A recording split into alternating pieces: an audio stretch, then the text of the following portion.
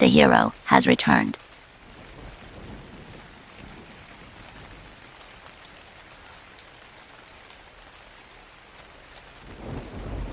That Sarko was persistent for sure. So, let's recap. Takkar was forced away from the mouth point in his regular home at Castle Rock. He then had to find explorer boxes along the eastern coasts, at one point managing to build a canoe and return to his all-time claim, the Castle Rock. Now, he can start build an actual home.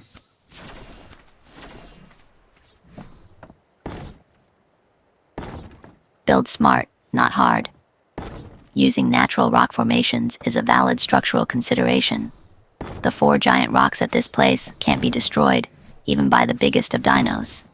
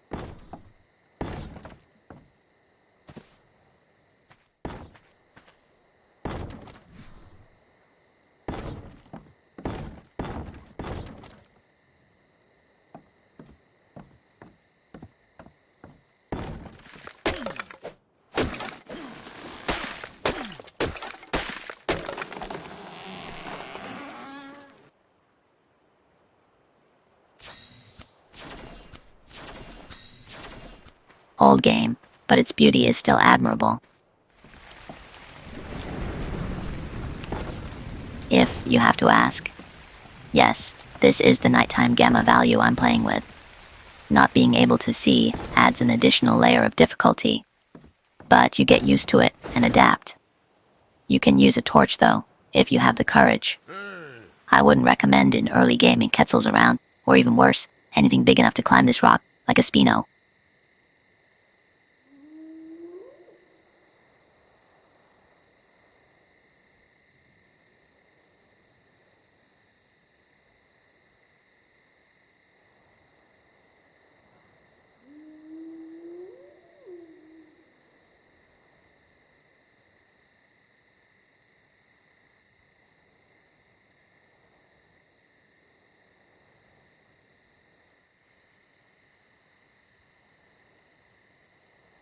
Santa all year. Splendid.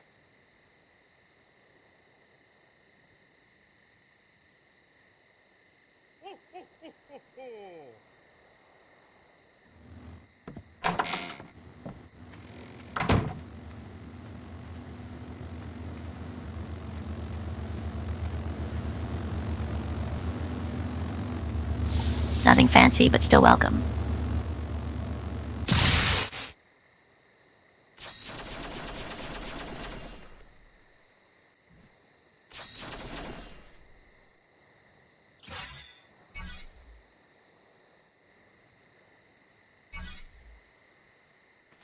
Dawn was starting, and I was in need for coal. I remembered where to find it, but that was risky as fuck.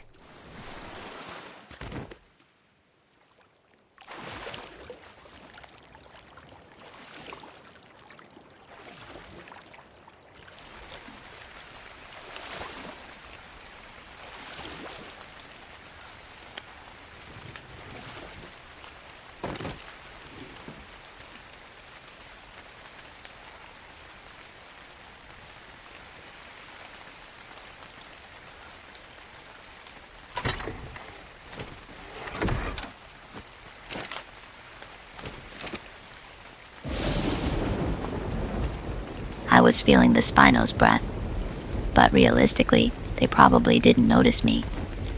Rain is your friend, fog is not. Remember those words.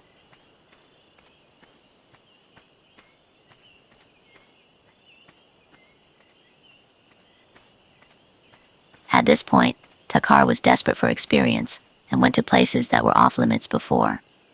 Frequent scouting northern areas is vital if you want to have steady ascension progress.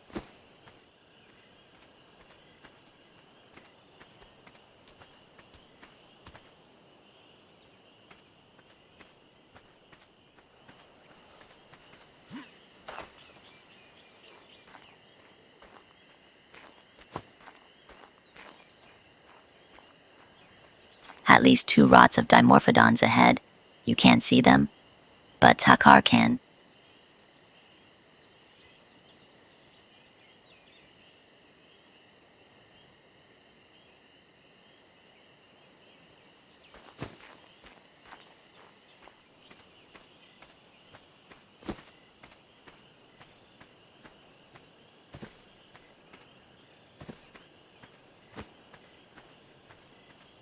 More boxes at the swamps, but you don't go there early game.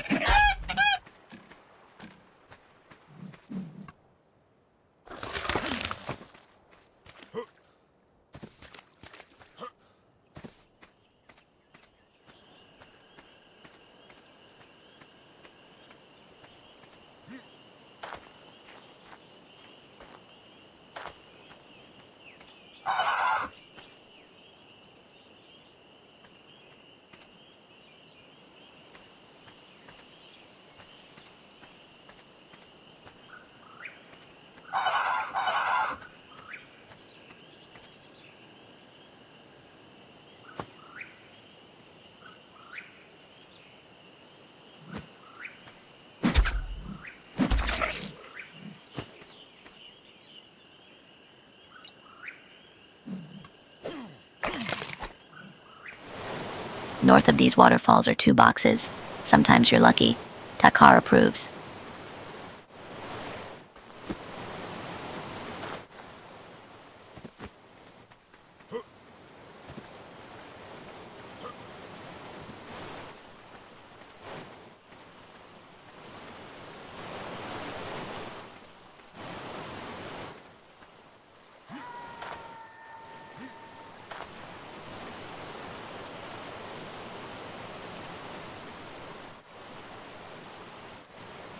No Sarko around. Takkar was lucky.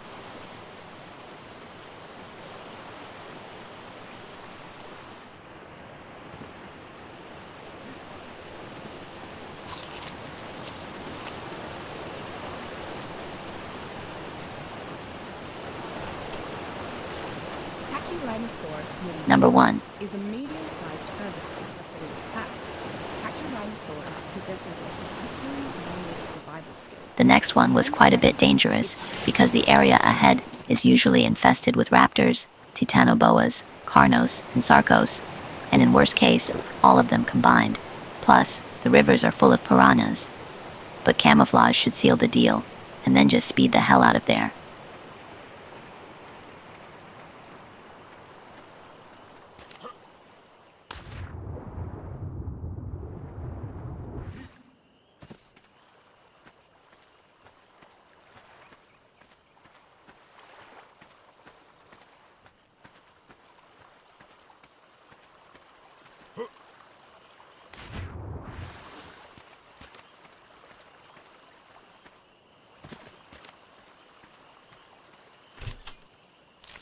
Megatherium formipava is one of the larger mammals on the island.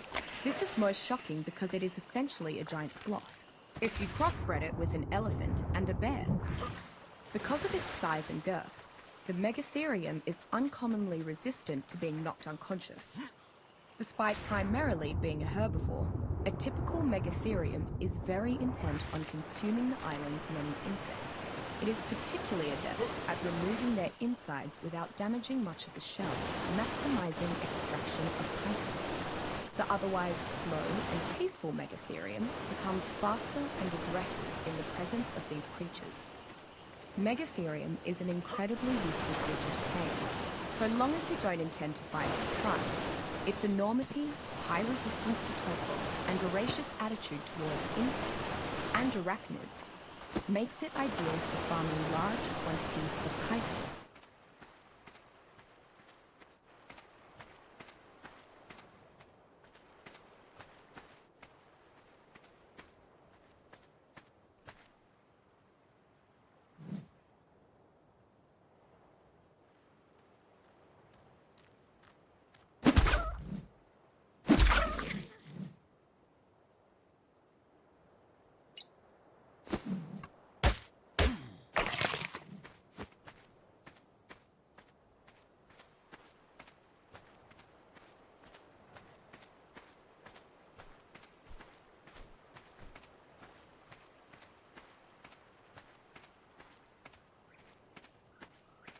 Attention, right screen behind all the palm trees.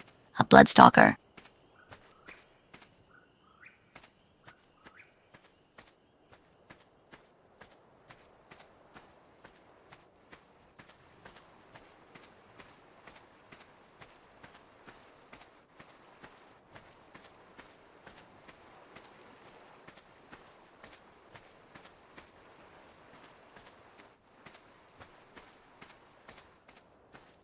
I had to outflank it all the way left, which was potentially even more dangerous, because that's a frequent Titanoboa and Deinonychus area.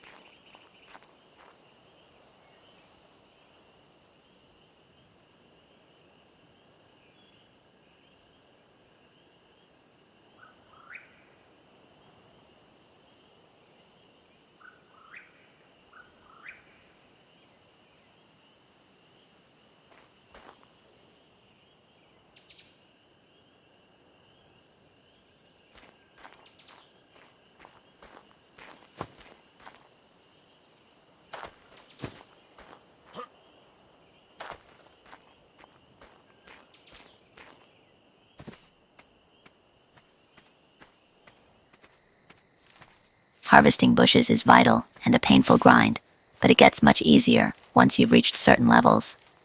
Nobody said it was going to be easy. Mind your steps, survivor.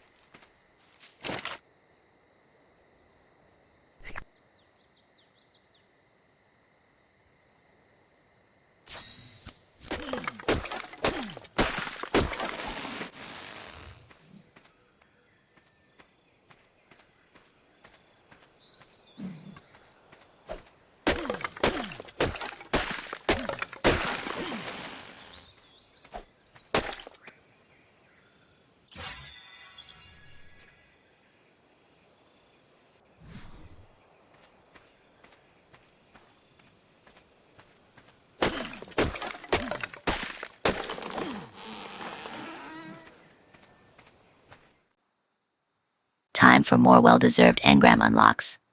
I was in need of spark powder for the Ember Nest. My first newborn dinos were an option at last.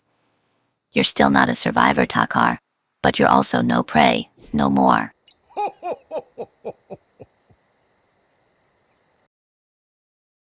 See ya next time.